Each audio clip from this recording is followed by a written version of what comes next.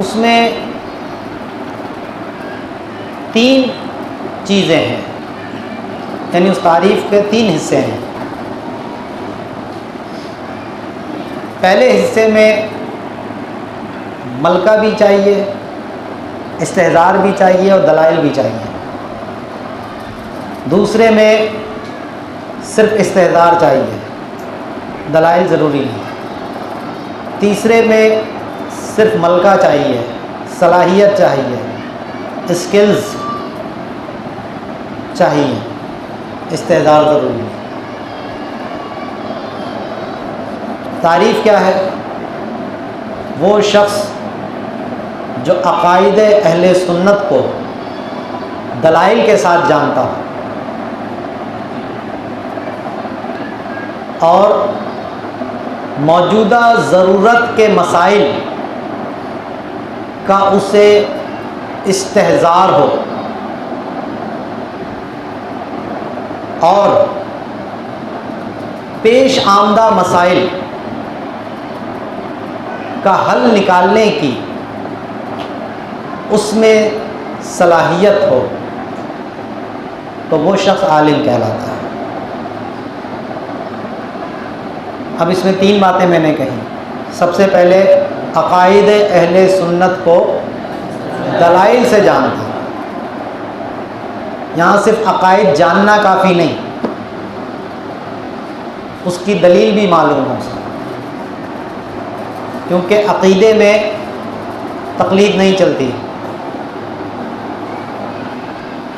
اور مقلد کا جو ایمان ہے اس پہ تو ویسے ہی بحث ہے کہ وہ معتبر بھی ہے یا نہیں۔ اگرچہ راجح قول یہ ہے کہ مقلد کا ایمان معتبر ہے، جبکہ ایمان کی تعریف اس پہ صادق آتی ہے، اذعان، جزم اعتقاد میں اس میں پایا جاتا ہے، تو وہ بھی کافی ہے اس کی نجات کے لیے۔ لیکن بہرحال وہ بحث نجات ہونے نہ ہونے میں ہے۔ عالم تو وہ شخص نہیں ہوتا کہ جو صرف عقیدہ رکھتا ہو لیکن اس کو اس کی دلیل معلوم نہ ہو، کیونکہ دلیل معلوم نہیں ہوگی تو کبھی نہ کبھی بہک جانے کا اس کا امکان ہے۔ کوئی شبہ اس پہ وارد کرے گا تو وہ شبہے میں پڑ سکتا ہے، ٹھیک ہے نا۔ تو اب عقائد اہل سنت میں صرف یہ دیوبندی وہابی والا مسئلہ نہیں ہے، شروع سے اب ہماری سب چلے گی۔ جن فرقوں سے جو اہل سنت سے خارج ہیں ان میں اور ہم میں کیا امتیاز ہے۔ روافض سے کیا بنیادی اختلافات ہیں ہمارے، معتزلہ سے ہمارے کیا اختلافات ہیں، مجسمیہ سے ہمارے کیا اختلافات ہیں، کرامیہ سے ہمارے کیا اختلافات ہیں، مرجیہ اور ہم میں کیا اختلاف ہے۔ پھر آپ نیچے تنزل کرو گے تو وہابیہ میں اور ہم میں کیا اختلاف ہے۔ پھر موجودہ لبرلز جو آ رہے ہیں، اباحیہ، ہر چیز کو مباح قرار دے رہے ہیں، ان میں اور ہم میں کیا اختلاف ہے۔ تو یہ اختلافات بھی پتہ ہوں اور انسان کو اس کے دلائل بھی پتہ ہوں، تو یہ تو عالم ہونے کی پہلی کسوٹی ہے۔ اب آپ اس میں اپنے آپ کو پرکھیں۔ ایک شرح عقائد پڑھ کے آئے اور سمجھے کہ عالم بن گئے، اور شرح عقائد بھی کیسی پڑھی وہ آپ سب کو پتہ ہے۔ اپنے گریبان میں خود جھانکو سارے۔ کئی جگہوں پر تو عذاب قبر سے شروع کرتے ہیں، سب سے پہلے عذاب سے آتے ہیں، الہیات پڑھاتے ہی نہیں ہیں۔ کتنی جگہوں پر ایسے ہی ہے۔ الہیات پڑھائی بھی تو کس طرح پڑھائی؟ اس وقت جب استاد پڑھا رہے تھے تو ہم کس طرح بھاگتے تھے اس سے، کس طرح بوجھ سمجھتے تھے اس کو ہم۔ تو اب عقیدے کا حال کیا ہے؟ یہ جو آج یہ گمراہیاں ہمارے اندر پھیل رہی ہیں، یہ روافض نے جو تبذیلیت کا فتنہ اٹھایا ہے، یہ صحابہ کرام کی توہین کا فتنہ اٹھایا ہے، یہ کیسے اٹھا؟ یہ سارے جاہل پیر بنے بیٹھے تھے، تو سب سے پہلے بہکے نہیں بہکے یہ، کیونکہ ظاہر سی بات ہے عالم تو تھے نہیں. جیسے بلم بن باورا بھی عالم تھا، گمراہ ہو گیا. جیسے شیطان بھی عالم تھا، گمراہ ہو گیا. شیطان کوئی جاہل تو نہیں تھا، سب جانتا تھا، گمراہ ہو گیا. تو ایسے ہی پھر بدنصیبی ہوتی ہے. یہ جان بوجھ کر بھی انسان گمراہی پہ چلا جاتا ہے، کبھی لالچ میں، کبھی اور کسی وجہ سے. تو وہ ایک الگ بحث ہے. لیکن عقائد اہل سنت اچھی طرح جانتا ہو اور ان کے دلائل سے بھی بخوبی آگاہ ہو. اس میں دلائل بھی ہونے ہیں اور اس کا استحضار بھی ضروری ہے. اب کوئی گمراہی کی بات ہو گئی تو جا کے کتابوں میں ڈھونڈ کے تھوڑی دیکھے گا پتہ نہیں گمراہی ہے کہ سنیت ہے. عقیدہ تو انسان کے ساتھ ہر وقت ہوتا ہے نا. یہ نیکی ایسی ہے جو دائمی ہے، اسی لیے اس کی جزا بھی کیا ہے؟ دائمی ہے، جنت ہے. کفر عقیدہ ہے لیکن ایسا عمل ہے جو دائمی ہے، اس لیے اس کی سزا بھی دائمی ہے. باقی سارے اعمال وقتی ہوتے ہیں. اس وجہ سے کسی اور عمل کے اوپر دائمی نہ جنت ہے نہ جہنم ہے سوائے ایمان اور کفر کے. بندہ ہے، سو رہا ہے، جاگ رہا ہے، کھا رہا ہے، پی رہا ہے، جو کام بھی کر رہا ہے اس کا عقیدہ اس کے ساتھ ہوتا ہے ہر وقت. تو عقیدے کا استحضار بھی چاہیے اور اس کے دلائل بھی چاہیے. اعلیٰ حضرت نے جو پیر کی شرائط لکھی نا، اس پہ عالم ہونے کی شرط اس میں یہی ہے. اور کہا کہ اگر آج گمراہ نہیں ہے تو کل گمراہ ہو جائے گا. من لم یعرف الشر سیقع فیہ، جو شر کو نہیں جانتا تو عنقریب اس شر کے اندر واقع ہو جائے گا. اسے تو پتہ ہی نہیں نا خیر کیا ہے اور شر کیا ہے. وہ تو اپنے گمان میں اس کو خیر ہی سمجھے گا، لیکن کرے گا کیا؟ شر کا کام کر رہا ہوگا. بہت سے جاہل صوفی ہیں نا جو اپنے گمان میں نیکی کر رہے ہوتے ہیں لیکن حقیقت میں گناہ میں پڑے ہوتے ہیں. ہے یا نہیں؟ اب اس کی ایک مثال دیتا ہوں. عدم علم کی وجہ سے دیکھو انسان کہاں پھنستا ہے.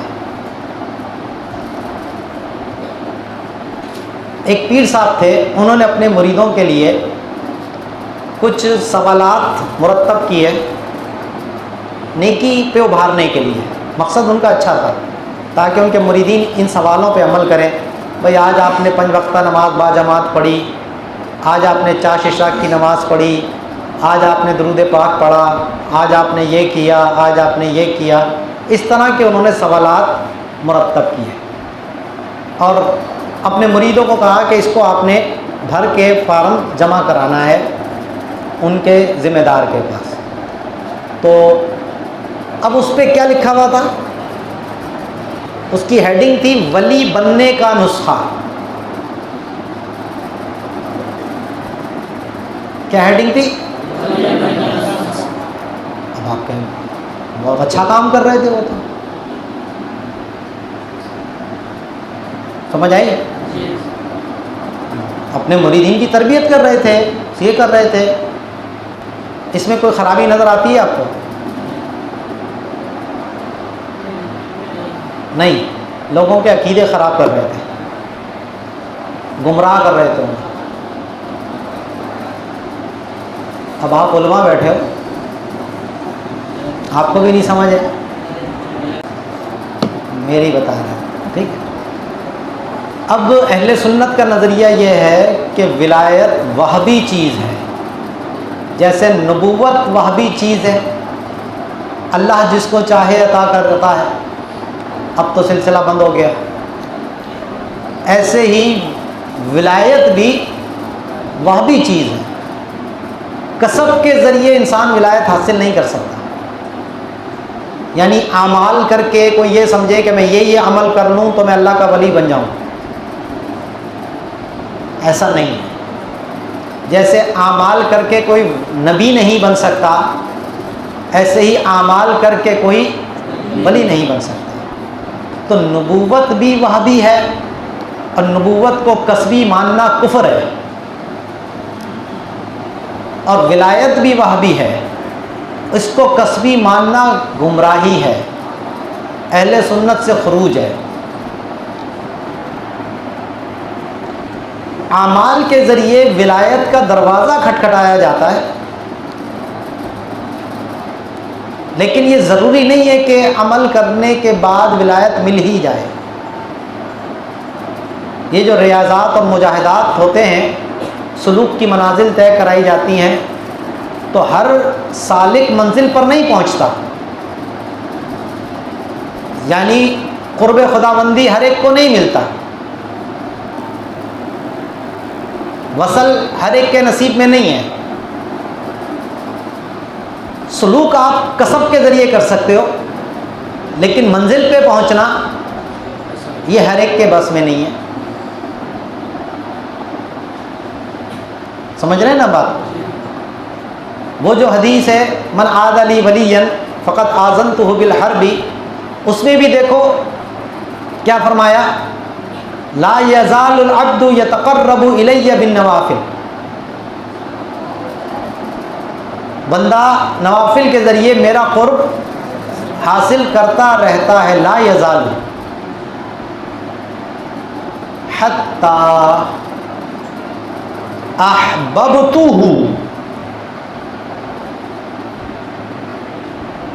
میں اس کو اپنا، یہ ہے وہاب۔ وہ تو اپنا کام کر رہا تھا لا یزال العبد، لیکن اس سے وہ بنا نہیں ابھی، حتی احببتہ، اور جب محبوب بنا لیتا ہوں، اس کو ولایت عطا کر دیتا ہوں، تو پھر اس کے مراتب یہ ہوتے ہیں، کنت سمعہ الذی، وہ جو اس کے پہ فضائل بیان ہوئے۔ سمجھ آئی بات؟ تو یہ جو صوفیہ ریاضات و مجاہدات کرواتے ہیں، یہ صرف سلوک ہے۔ تو اب اس پر عبارت جو لکھی تھی ولی بننے کا نسخہ،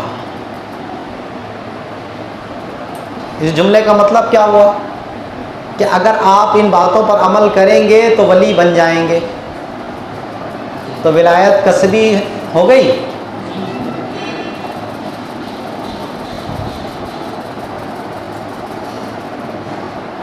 اور ولایت کو کسبی ماننا ہو گیا عقیدہ خراب۔ تو عالم نہ ہو تو یہ خرابیاں ہوتی ہیں۔ اسی لیے پیر کے لیے شرط لگائی گئی نا کہ وہ کیا ہو، عالم، کیونکہ جاہل آدمی جتنا بنائے گا نا اس سے زیادہ بگاڑ دے گا۔ اپنے گمان میں تو وہ ٹھیک کر رہا ہوگا، کسی اناڑی آدمی کے آپ نے اپنی موٹر سائیکل کا انجن نہیں دیتے آپ کہ بھائی کہیں کا نٹ کہیں فٹ کر دے گا، اپنے حساب سے تو ٹھیک ہی کر رہا ہوگا وہ۔ تو ایسے ہی دین کا معاملہ بھی ہے بھائی۔ تو لا علمی انسان کو غلط کاموں میں ڈال دیتی ہے اور اسے اس کا علم بھی نہیں ہوتا۔ یہ ایک روشن مثال آپ کے سامنے موجودہ دور کی دی ہے میں نے، پیچھے تو پتہ نہیں کتنے گزرے ہوں گے ایسے گمراہ۔ جو عالم نہیں ہے وہ اس طرح کی غلطیاں کر بیٹھے گا، نہیں بھی کرے تو اللہ نے اگر بچا لیا تو اس کی کوئی گارنٹی نہیں ہے کہ آئندہ آگے نہیں کرے گا۔ ٹھیک ہے، ابھی نعرہ لگایا تھا نا مظلوم و بے خطا، معاویہ معاویہ، اسی پہ یہ سارے پھڈے شروع ہوئے جو آج جتنے ہم بھگتتے جا رہے ہیں۔ یہ تفضیلیت کا جو فتنہ چلا، اصل تو چلا اس نعرے سے تھا۔ کہ جی حضرت علی رضی اللہ تعالیٰ عنہ کے مقابلے میں ہمارے اہل سنت کی کتابوں میں لکھا ہوا ہے کہ حضرت علی حق پر تھے اور حضرت امیر معاویہ رضی اللہ تعالیٰ عنہ خطا پر تھے، خطا اجتہادی جو بھی ہم نام دیں اس کو، لیکن خطا کا لفظ تو ہے نا۔ تو اب آپ نے کہا کہ یہ بے خطا، تو اس سے سارے وہ جتنے رافضی تھے وہ سب اچھل پڑے۔ تو اب بظاہر تو وہ حضرت امیر معاویہ رضی اللہ تعالیٰ عنہ کی شان بیان کر رہے تھے، بڑا اچھا کام کر رہے تھے، ایک صحابی کی عظمت کو بیان کرنا، لیکن اب اس بیان کی وجہ سے کتنے فتنے کھڑے ہو گئے۔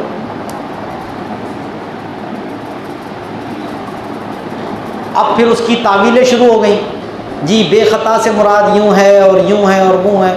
تو بات جب آپ نے نکالی تھی اس وقت آپ کے دماغ میں یہ تعویلیں تھیں کیا؟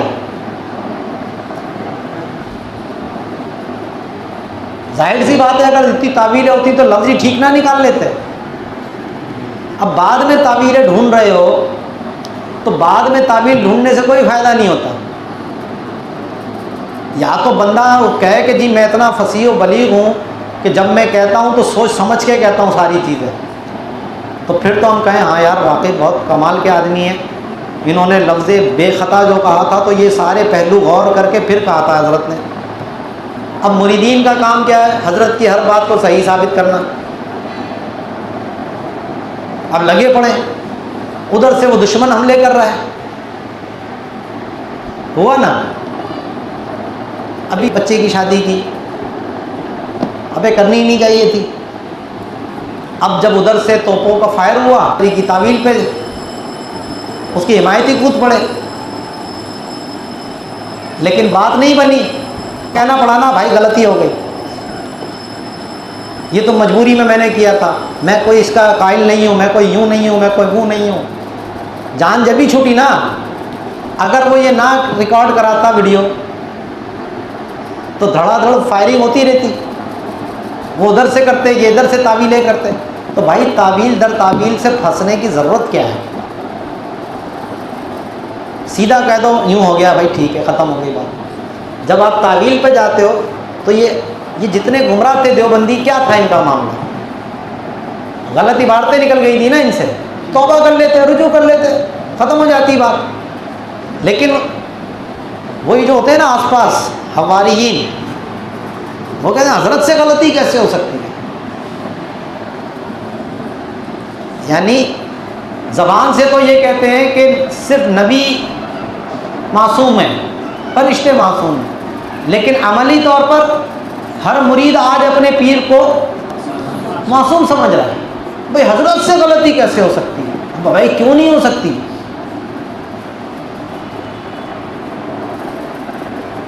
اس میں کون سی استحالہ آ گیا؟ کوئی کتنا بڑا مفتی اعظم ہو، کوئی وقت کا غوث ہو، وقت کا قطب ہو،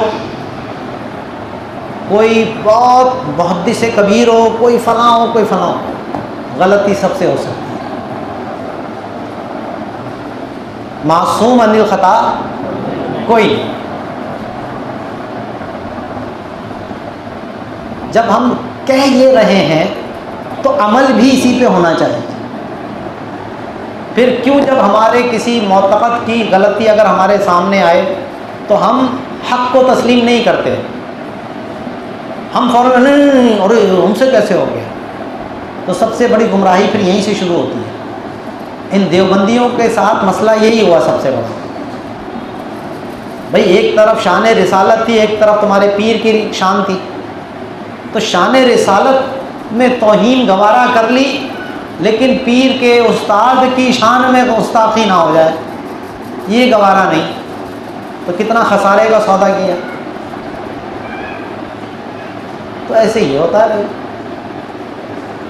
تو آج آپ کسی بھی، میں ایک خاص شخصیت کی بات نہیں کر رہا، کسی کے بھی آپ جس کے بارے میں وہ اعتقاد رکھتا ہو، محبت رکھتا ہو، ذرا اس کی واقعی غلطی بھی ہو آپ بیان کر کے دیکھ لو، وہ آپ کو جھٹلا دیں گے، آپ کے دشمن ہو جائیں گے۔ ہمارے پیر صاحب ایسے کیسے کر سکتے، ہمارا استاد ایسے کیسے کر سکتے ہیں، اتنے بڑے علامہ صاحب سے کیسے یوں ہو سکتا ہے؟ کیوں نہیں ہو سکتا بھائی؟ بلم بن باورہ کو سامنے رکھو اور شیطان کو سامنے رکھو، سب سے ہو سکتا ہے۔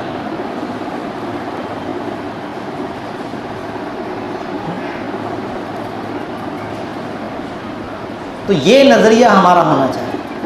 تو عالم کے لیے سب سے پہلے تو یہ ہے کہ اعتقاد بھی ہو، اس کے دلائل بھی ہوں، اور ان کا استحضار۔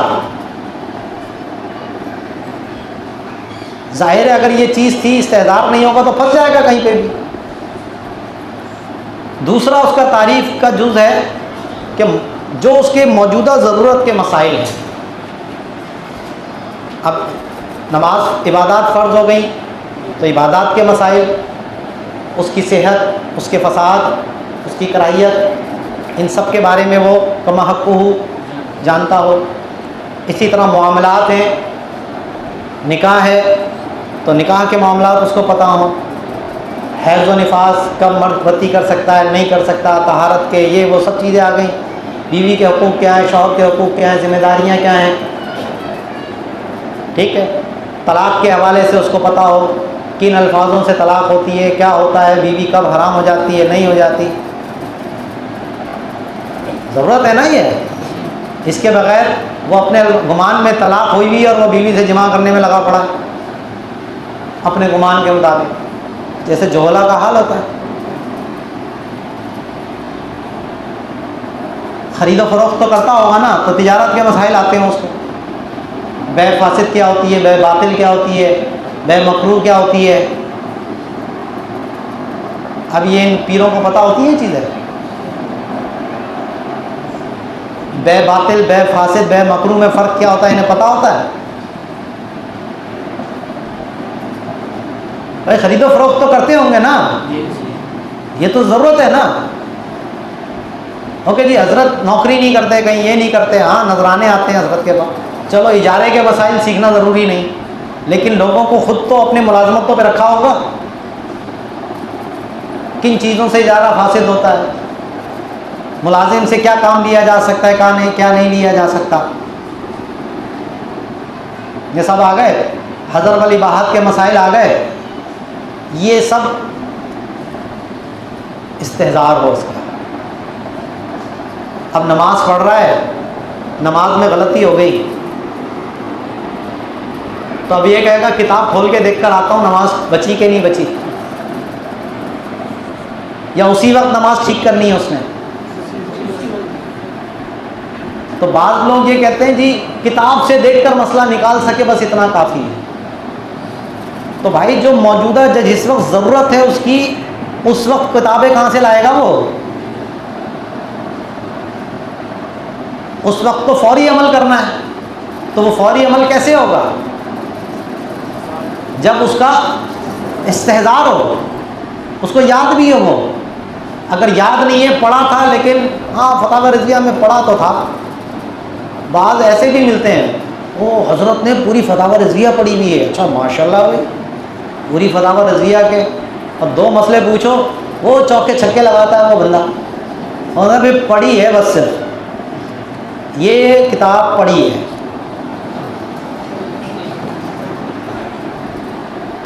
فتاوی رضویہ پڑھی ہے، سمجھ آ گئی؟ تو ایسی پڑھی ہونے سے تمہیں کوئی فائدہ نہیں ہے اگر اس میں تمہیں کوئی یاد نہیں ہے، استحضار نہیں ہے۔ تو جو موجودہ ضرورت کے مسائل ہیں اس کا استحضار چاہیے، دلیل ضروری نہیں ہے، دلیل مجتہد کے پاس ہے، یہاں تقلید چلے گی، مسائل میں تقلید چلے گی، یہاں پر اجمالی دلیل کافی ہے، تفصیلی دلیل مجتہد کے پاس ہے۔ آپ کو مسئلہ پتہ ہے کہ ایسا یوں ہے، فقہ حنفی میں کیوں ہے یہ نہیں پتہ، کوئی مسئلہ نہیں، یہ بھی پتہ ہو جائے تو بہت اچھی بات ہے، لیکن کم سے کم مسئلہ تو پتہ ہو، ایک جزی دوسری جزی سے کیسے مختلف ہے، یہ مسئلہ کیسے مختلف ہے، یہ چیزیں تو پتہ ہو نا آپ کو، ٹھیک ہے؟ تو اس کے لیے استحضار چاہیے، دلیل ضروری نہیں۔ تیسری میں نے کہا کہ جو مستقبل میں مسائل پیش آ سکتے ہیں، ابھی ضرورت نہیں ہے ان کی. مثلاً ابھی شیخ صاحب تمہارے ہیں، ابھی شادی نہیں کی، لیکن شادی کریں گے تو ان کے اندر اتنی صلاحیت ہونی چاہیے کہ بغیر کسی کی مدد کے کتابوں سے مسائل کو نکال سکیں. ٹھیک ہے. اب ظاہر ہے کہ سارے مسئلے کوئی بہار شریعت میں تو نہیں آ گئے، سارے مسئلے کوئی فتاوی رضیہ میں تو نہیں آ گئے. ہزارہا مسائل ہیں جو عربی کتابوں میں، اردو کتابوں میں ہے ہی نہیں. تو بغیر عربی کے آپ کیسے نکال سکتے ہیں؟ نکال سکتے ہیں؟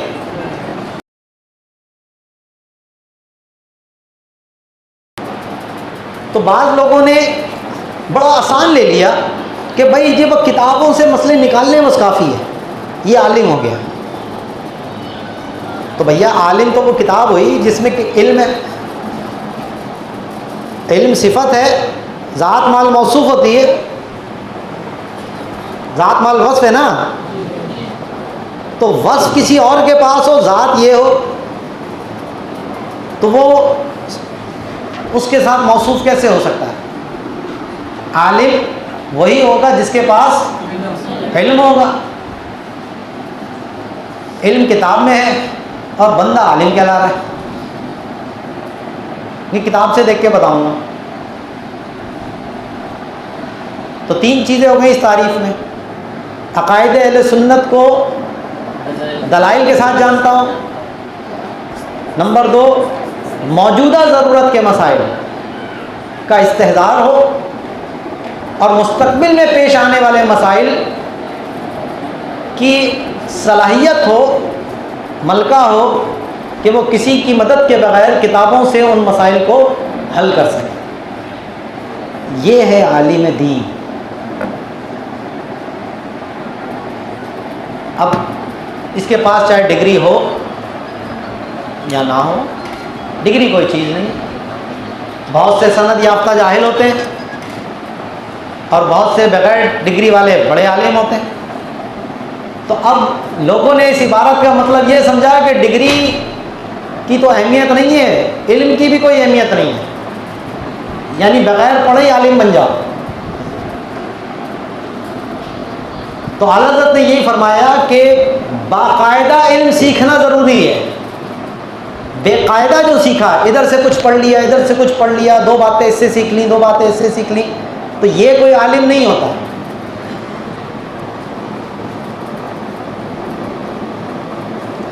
اگرچہ بہت سے جہلا کے مقابلے میں اس کو بہت سی باتیں معلوم ہوں گی، لیکن ان معلومات کی بنیاد پر عالم کہلانے کا استحقاق ہے اس کا؟ سوال یہ ہے. تو آج کل ہمارے ہاں بہت سے پیر صاحبان ہیں جو پیری مریدی کی شرائط پہ پورا ہی نہیں اترتے، لیکن سلسلے چلا رہے ہیں کیونکہ تو دنیا کا معاملہ ہے. جیسے حکمران بننے کی صلاحیت نہیں ہے لیکن حکمران بن جاتے ہیں، پیر بننے کی صلاحیت نہیں ہے، پیر بن جاتے ہیں.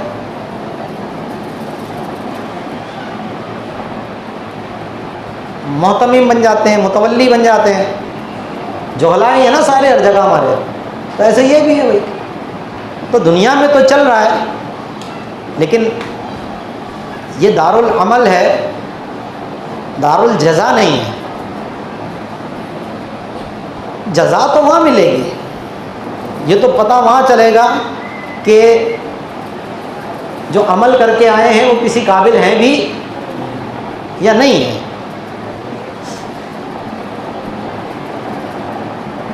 اور کسی کے پیچھے جماعت کا بڑا ہو جانا یہ اس کی کامیابی، آخرت میں کامیابی کی دلیل نہیں ہے. جتنے گمراہ کفار ہیں قرآن میں ان کا ذکر ہے نا کہ ان کے اراذل کہیں گے کہ اللہ اس نے ہمیں گمراہ کیا، اس کو دگنا عذاب دے. تو اس کی پیروی کرنے والے ہوں گے نا لوگ، تو وہ اللہ کی طرف سے کیا جواب ملے گا؟ تو اللہ کی طرف سے کیا جواب آئے گا؟ تم سب کو دگنا عذاب ہے. کوئی پیر ہو کہ مرید ہو.